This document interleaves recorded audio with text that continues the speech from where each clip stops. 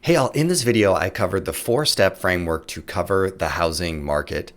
Also touched on the topic of trend jacking, how to dramatically increase the view count of any one of your housing market videos, plus a couple other things. This was a live session, so enjoy. Hit a thumbs up if you like it, hit the subscribe button if you haven't already, and then if you leave a comment and ask a question, I'm happy to address that with you. Enjoy. How many of you guys feel comfortable doing some type of housing market video? Okay, the 4-step framework is address the hot topic in the media. Silicon Valley Bank. I was just driving up. Oh, Silicon Valley Bank. The bank collapse, right? Hot topic, by the way. And when you guys learn YouTube, there's this thing called trend jacking. So when I told my coaching client to do a video with Silicon Valley Bank in the title 2 days after the big announcement, how many views did he get on his video? Like way more than he ever would normally. That's called trend jacking. So when you guys do your next housing market video, could you guys please just let your past clients, your center of influence, your community know that you actually do know about the thing that they're freaking out about? You guys follow me? You know that thing in the media? And then they're going, wait a minute, is that going to have a positive or negative influence on our local market? Now, if you guys go through a list of 10 stats, I'm going to scratch my eyeballs out, and so are your past clients in Sphere. Because does anyone want to look at another stat? What's the answer? No, but are you guys following a trend? Is there a trend in the housing market that you're following and keeping an eye on because you're watching it to see if it's going to have any positive or negative influence on homeowners' values or buyers' purchasing power and or anything that would negatively freak people out at the local level? That's called your housing market video. And then below that is, do you guys have any advice for home buyers with this headline, with this trend that you're following? Is there any interesting advice or extended offer to home buyers to talk to you more? You guys have that? And then over here on the sell side, because they're two different conversations, aren't they? Yes, everybody? So, hey, buyers, here's what we should be talking about. Hey, sellers, here's what we should be talking about. And then now the final step in all housing market videos is what I refer to as the cliffhanger, right? The cliffhanger. Is that the one video that you're going to just say, this is the housing market video for the entire year? Because if you do that, that's called your market prediction video that everybody should be doing at the beginning of the year. Market prediction videos are really valuable and you'll get a massive boost in your view count if you do it. So your market prediction video should be there. But as you're kind of covering the housing market throughout the year, it's a cliffhanger. Hey guys, check in with me next month as I'm watching this thing in the media, watching these trends in the local market, watching how this is influencing buyers and sellers and my advice. And let's connect next month and I'll give you the next update to make sure that we're all on the same page together. Yes, 4-step housing market video.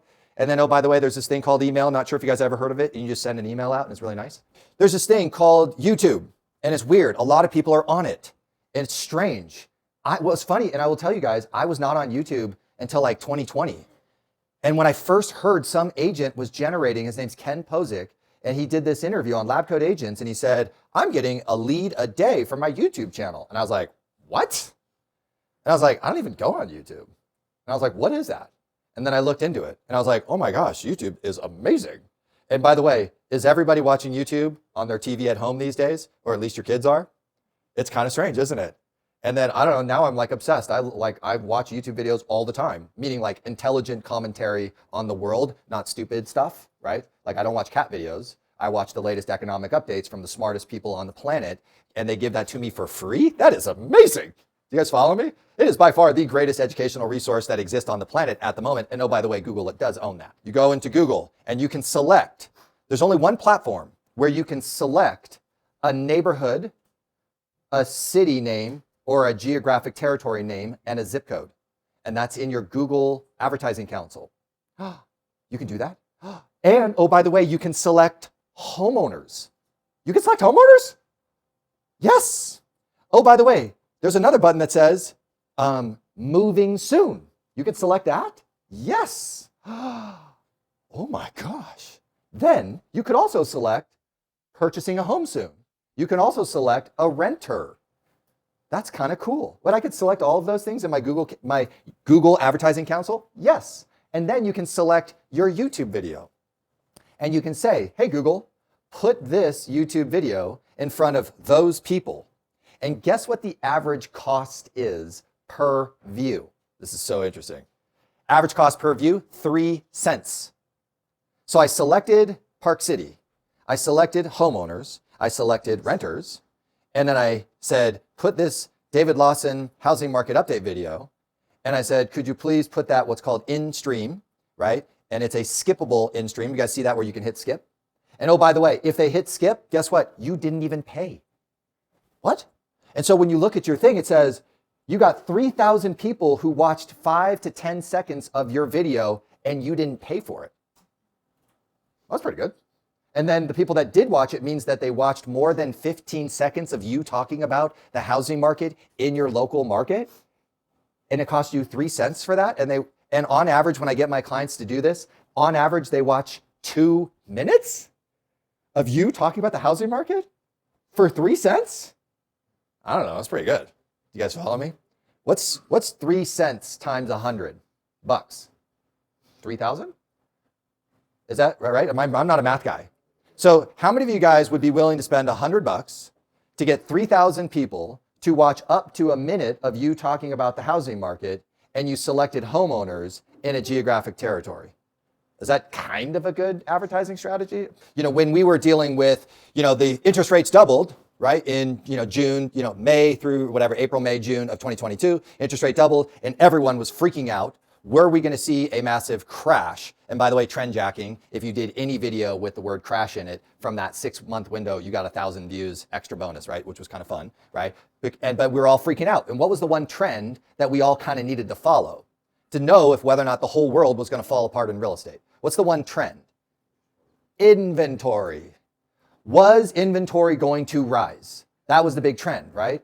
Because if inventory rose, and buyer demand, of course, buyer demand was going to drop. When you have a doubling in the interest rate, the cost of securing a loan, purchasing power pretty much just went out the window. The incentive of every homeowner to sell their asset for 50% higher than they bought it 6 months ago, take that 50% equity, and they got a 3% loan, and then take that a couple $100,000 and buy another one for at a 2.5%. Wow, that was kind of fun. Do you guys follow me? I had a great time with that personally, right? And I helped a lot of my friends with that. But anyways, when we took that away, the big concern was naturally buyer demand would come down, which is kind of the purpose of reducing inflation, right? Consumer behavior to calm down, relax, right? But the big concern was inventory going to rise? And oh, by the way, what happened? Inventory did what, everybody? It went even lower. Oh, that was depressing, right? So I would have been like, hey guys, we really need to watch it. Like, the crash is going to come. The world's going to come to an end. The interest rates have gone up. The world's falling apart. The big trend that I'm following as a real estate agent is the inventory going to rise. That is going to determine whether or not prices fall off a cliff or whether or not they stay stabilized. So let's take a look at this again next month. Let's follow this again next month. Let's follow this again next month. Because all of you guys in the media, on their stupid YouTube channels, on their stupid Instagram stories, and on their stupid Facebook, the world is falling apart, right? And so all of your past client center of influence are wondering, is the asset that they bought, is it going to lose value? And the only trend that we needed to follow was inventory, right? So that's that cliffhanger. Hey guys, let's make sure I'm following this. Meet me next month. Let's talk about it, okay? This term